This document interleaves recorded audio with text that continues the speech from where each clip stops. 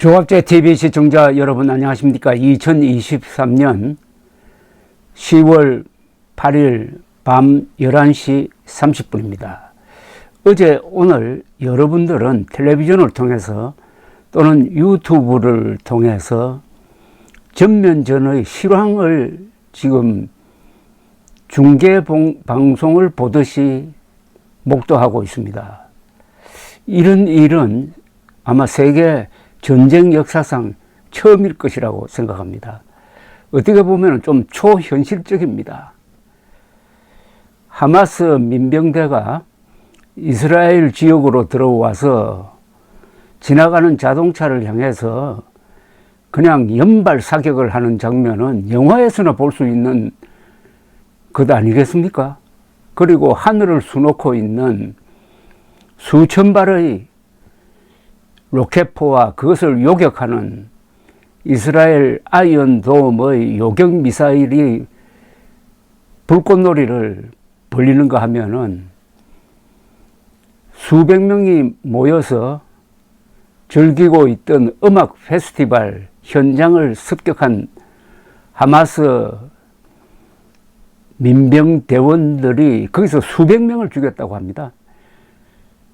도망을 가서 숲속에 숨어있는 사람들을 끌어내 가지고 여자 남자 가릴 것 없이 꽁꽁 묶어서 가자 지역으로 데리고 들어간 인질 군인까지 합쳐서 지금 잡혀있는 이스라엘 측 인질이 한 100명이 된다고 그럽니다. 그 중에는 외국 국적을 가진 사람들도 있습니다. 이러는 가운데 이스라엘 강요회의가 정식으로 하마스에 대해서 선전포고를 했습니다. 선전포고를 하면은 여러 가지 법적 문제가 생깁니다. 이스라엘은 선전포고를 함에 따라서 예비군 동원이라든지 여러 가지 비상조치를 취할 수가 있고, 무엇보다도 선전포고를 했으니까 가자 지역, 하마스가 장악하고 있는 가자 지역으로 이스라엘 군대가 진입을 해가지고 가자 지역을 직접 통치할 가능성이 높아졌습니다. 2007년 이 가자 지역을 하마스가 장악을 했는데 그 이후에 일시적으로 무력 보복을 하기 위해서 잠시 이스라엘 군대가 들어간 적은 있지만 거기 진주해가지고 통치를 한 적은 없습니다. 이번에는 아예 가자를 점령지로 만들어버리겠다 하는 결의가 느껴집니다. 그렇게 할 때 이게 순조롭게 되겠느냐? 지금 추세로 보면은 이스라엘 군대가 예비군까지 소집해가지고 가자 지역으로 진입해가지고 육군이 들어가고 공군이 의무하는 식으로 해가지고 입체전을 벌려가지고 완전히 쑥대밭을 만들 가능성이 있습니다. 네탄야후는 선전포고를 하면서 지옥문이 열렸다는 표현을 했습니다. 이게 적절한 표현입니다. 지옥문이 열렸습니다. 현재 사망자가 급속도로 늘고 있습니다.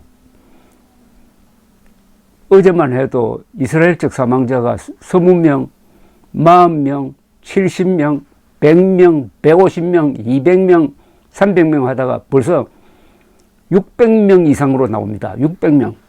그 중에 한 반 정도는 뮤직 페스티벌에 참여했던 사람들을 덮친 이 하마스 조직원들이 무차별 학살한 것으로 보입니다. 이건 학살입니다.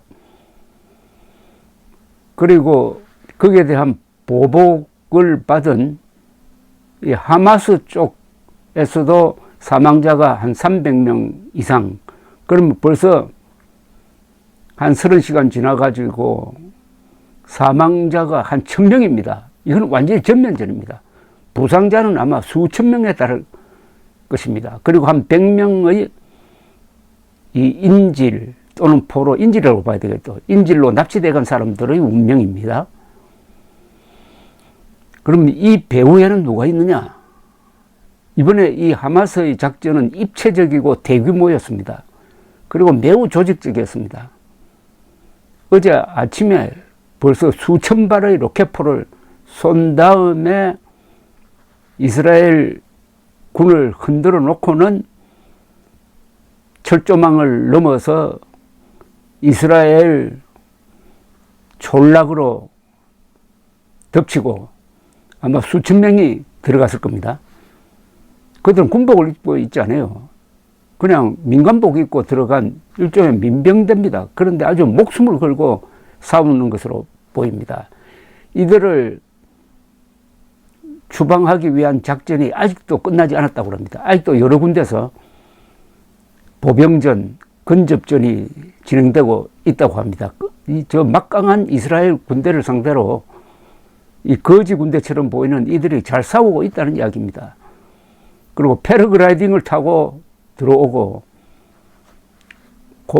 보트를 타고 해안에 상륙하고 완전히 육해공 입체 작전을 펼쳤는데 상당한 준비가 있었을 텐데 이것은 하마스 실력으로 된 게 아니라 그 뒤에는 이란이 무기를 공급하고 돈을 대주고 했을 것으로 보입니다. 기본적으로 이스라엘 대 이란의 대결입니다. 이란은 큰 나라입니다. 인구가 뭐 9천만에 가깝고 옛날부터 찬란한 문화를 가지고 있고 여러 가지로 영향력이 큰 중동의 대국이죠. 이란과 이스라엘의 대결 구도인데 이란은 전면에 나서지 않고 대리전을 펼치고 있습니다. 네탄야후는 일단 수비전은 여기서 끝내고 앞으로 공세로 전환하겠다고 했는데 이미 전투기가 출동해가지고 가자 지역을 맹폭격하고 있습니다. 가자 지역은 면적이 서울의 반쯤 되고 인구가 230만 명 아주 밀집 지역입니다.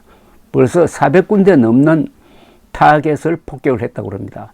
그리고 고층 빌딩을 여러 개를 붕괴시키고 있습니다. 요사이 고성능 폭탄이라서 그런지 한 서너 방 때려버리면 10층 넘는 건물이 그냥 와르르 무너집니다. 그러면서 가자 지역에 사는 사람들에게 경고를 했습니다. 피난 가라, 집에 있지 마라 하면서 피난 갈 장소를 지정해 주었습니다. 주로 학교로 피난 가라 이거죠. 이것은 진입하겠다는 뜻 아니겠습니까? 또는 앞으로 폭격을 더 광범위하게 하겠다는 뜻으로 보입니다. 그리고 가자 지역과 이스라엘의 경계선에 있는 이스라엘 측 마을들을 소개하기 시작을 했습니다. 지금 네탄야후 정권은 아주 위기입니다.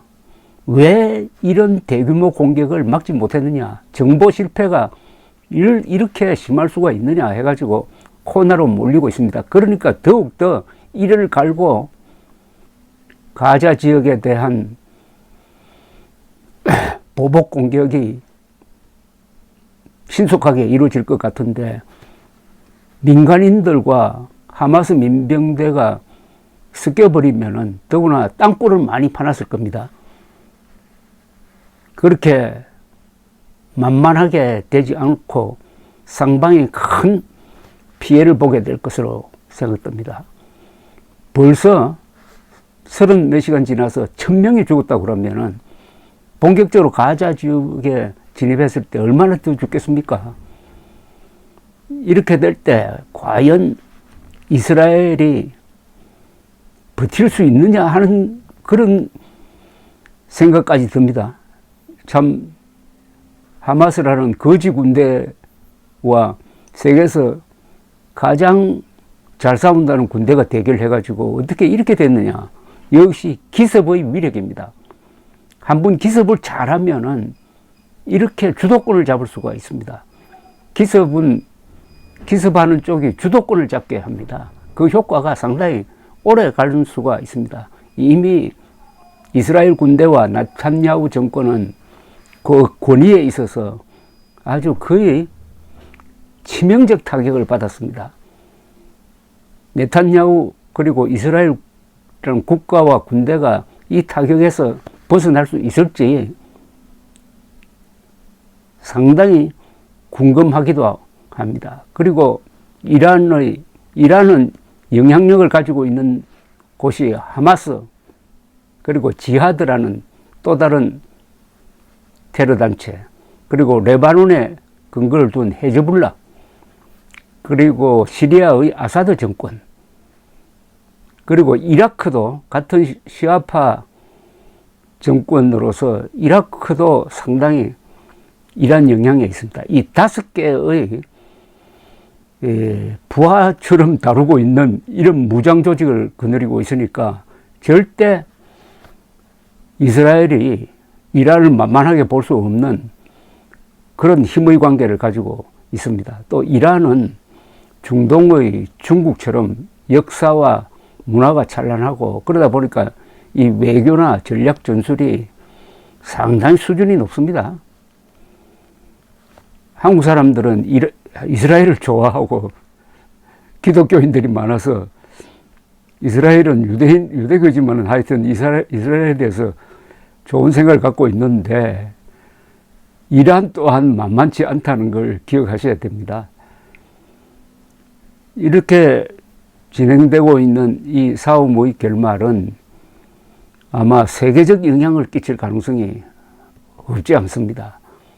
미국의 바이든 대통령은 네탄야후를 적극 지원하겠다고 했지만 속으로는 좀 떨떠름할 겁니다.